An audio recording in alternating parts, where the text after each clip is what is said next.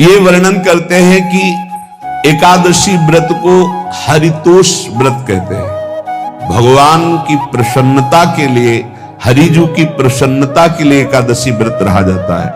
प्रायः समस्त वैष्णवजन रहते हैं। जो रसिक जन प्रियाजू के चरणों के अनन्य हैं, उनका एक ही व्रत है, श्यामा श्याम की 8 पहर उपासना करते हुए अपने मन वृत्ति को श्यामा श्याम में समर्पित करना। यहाँ ज्ञान ध्यान व्रत कर्म जीते सब काहो में नहीं मोहि प्रतीति, रसिक अनन्य निशान बजायो एक श्याम श्यामा पद प्रीत। पर जो एकादशी व्रत रहते हैं परम धन्य है, वो हरितोष व्रत है। अब एकादशी व्रत का नियम क्या है और कैसे एकादशी व्रत का फल मिलता है, कई बार चर्चा हुई। बहुत सुंदर तस्मा शास्त्रम प्रमाणम थे, शास्त्र प्रमाण के अनुसार श्री सनातन मुनि बोल रहे हैं, अथ ते नियमान वच्मि व्रते हस्मिन् दिनत्रये, कास्यम मानुषम मसूरान्नम चणकान को द्रवास्तथा, शाकम मधुपरान्नम च पुनर्भोजन मैथुने, दशम्याम 10 वस्तूनि वर्जयेत वैष्णवः सदा।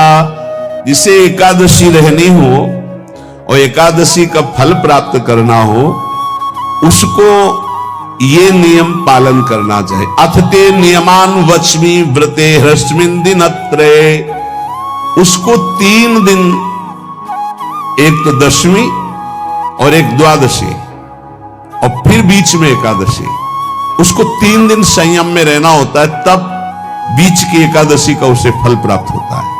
जिसे एकादशी व्रत रहना हो, उसका नियम है कि दशमी के दिन कांसे के पात्र का त्याग करें। वैष्णव सिद्धांत है कि कभी जिसमें मांस बना उस रसोई का भोजन न ग्रहण करें। मसूर की दाल, चना की दाल, कोदो और कोई भी शाक, शहद, दूसरों का अन्न, दोबारा भोजन और मैथुन, ये दशमी के दिन त्याग दे। एक बार दशमी के दिन भोजन करे 24 घंटे में, क्योंकि एकादशी रहना है।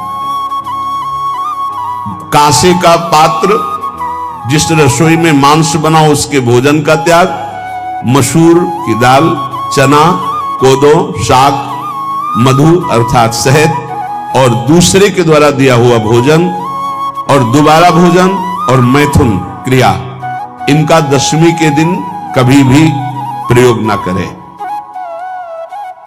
इन 10 वस्तुओं से वैष्णव दूर रहे दशमी के दिन। फिर एकादशी के व्रत में,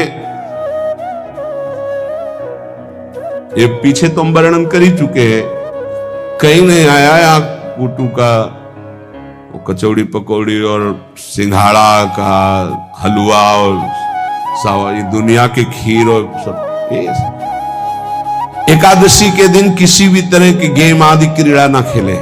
जैसे अब आज व्रत है तो बैठे हैं अपना मोबाइल में गेम खेल रहे हैं, ऐसा कोई भी क्रीड़ा नहीं। द्वैत क्रीड़ा, किसी भी तरह का गेम, ये सब खेल नहीं। द्वित क्रीड़ाम च निद्राम च तांबूलम दंत धावनम, परापवादम पैशून्यम स्तेयम हिंसाम तथा रतिम, कोपम हनत वाक्यम च एकादश्याम विवर्जयेत। एकादशी के दिन उपासक को चाहिए कि वो किसी भी तरह की क्रीड़ा, मनोरंजन बिल्कुल नहीं। चनिद्राम, नींद नहीं लेनी उसको, न दिन में न रात में। एकादशी व्रत, और प्रायः पुराने महापुरुषों ने ऐसा किया है। रामदास जी डाकोर के रात में जाते थे, रणछोड़ भगवान के यहां कीर्तन करते थे जाकर। तभी तो भगवान उनके कीर्तन पर, उनकी भक्ति पर रीझ कर गाड़ी में बैठकर उनके साथ आए थे। पूरी रात जगकर कीर्तन करना, दिन में तो सोना ही निषेध है। द्वित क्रीड़ाम च निद्राम च तांबूलम, पान खाना निषेध है एकादशी को, बिल्कुल नहीं। जो व्रत रह रहे हैं। दंत धावनम, वृक्ष से तोड़कर जो दतून की जाती है एकादशी के दिन है। परापवादम, दूसरे की निंदा करना, चर्चा करना नहीं, अर्थात अधिकतर मौन व्रत धारण करे एकादशी के दिन। पैशून्यम, चुगली करना। स्तेयम, कोई चोरी करना। हिंसाम, वाणी से, शरीर से, मन से किसी को दुख पहुंचाना। रतिम, अर्थात भोग करना, मैथुन करना। कोपम, किसी के ऊपर गुस्सा करना। अनत वाक्यम, झूठ बोलना। एकादश्याम विवर्जयेत, एकादशी के दिन ये नहीं करना चाहिए। एकादशी को एक बार कुछ फलाहार शुद्ध, अगर आपके पास कोई व्यवस्था नहीं तो थोड़ा दूध है, जल है, ऐसे आप लेकर, या थोड़ा सा फल ले लिया, थोड़ा सा फल लेकर के प्राण पोषण, एक दिन में मर नहीं जाओगे। कितने तो निर्जला एकादशी रहते हैं, हर एकादशी निर्जला। पूज्य श्री मथुरा दास जी निर्जला ही रहते थे हर एकादशी। चलो भैया, आपकी सामर्थ्य नहीं तो जल 2-4 बार ले लो, एक बार थोड़ा सा दूध और फल ले लो, चल जाएगा काम, प्राणों का पोषण हो जाएगा। ये आचरण न करे, एक बार कुछ आहार ले ले, वो भी शुद्ध भगवद अर्पित प्रसाद। फिर द्वादशी को काश्यम, मांसम, सुराम, छौद्रम, तैलम, वितथ भाषणम, व्यायामम च प्रवासम च पुनर्भोजन मैथुने, अस्पृश्य स्पर्श मासूरे, द्वादश्याम द्वादश त्यजेत। कांस के पात्र में द्वादशी को भी भोजन न पावे। जिस रसोई में मांस बनाओ उसमें आहार न ले। किसी भी तरह का नशा द्वादशी को न करे। शहद न पाए, तेल के बने पदार्थ न पाए, मिथ्या भाषण न करे और बहुत शरीर का व्यायाम न करे, बहुत थकावट वाले कार्य न करे। दोबारा भोजन न करे, एक बार द्वादशी को भी भोजन पवित्र। मैथुन न करे, जिसका स्पर्श नहीं किया जाता ऐसे पदार्थों का स्पर्श न करे, और मसूर की दाल न खाए। द्वादशी को जो इन नियमों का पालन करता है, दशमी द्वादशी ऐसे और एकादशी ऐसे, तब उसे एकादशी व्रत का फल प्राप्त होता है। जो इस पद्धति से एकादशी, ये जो मनमानी ये सब नहीं, हर पदार्थ मिल जाएगा आपको फलाहार में। हर पदार्थ हमको बताया गया कि आपको जो चाहो सब पदार्थ फलाहार का। अरे भाई, हरितोष व्रत है तो हरि प्रसन्नता के लिए एक दिन भूखे रहने बहुत आनंद आता है। पहले भगवत कृपा से ऐसी गंगा जल पी करके कुछ दिन, फिर कभी कभी निर्जला एकादशी का भी आनंद। बड़े संन्यास मार्ग में थे तो बड़े संयम से सब शास्त्रीय पद्धतियों का निर्वाह होता था।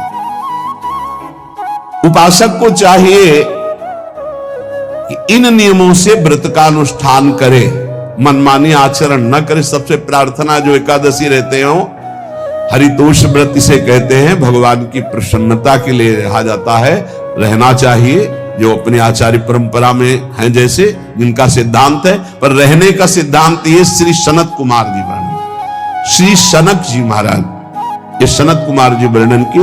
सनक जी महाराज कह रहे हैं, यदि भगवान का आश्रय नहीं, सत्संग नहीं है, तो इन 4 में से एक हो तो नाश कर देता, फिर चारों हो तो सर्वनाश हो जाता है।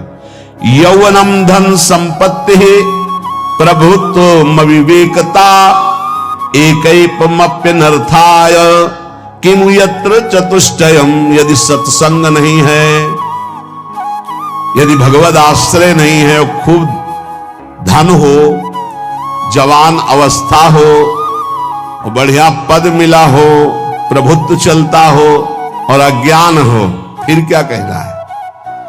बोले ये चारों जहां मौजूद होते हैं वहां सर्वनाश का खेल शुरू हो जाता है। अगर इनमें से एक हो तो सर्वनाश करने में पर्याप्त है, और अगर चारों हो तो फिर क्या कहना है?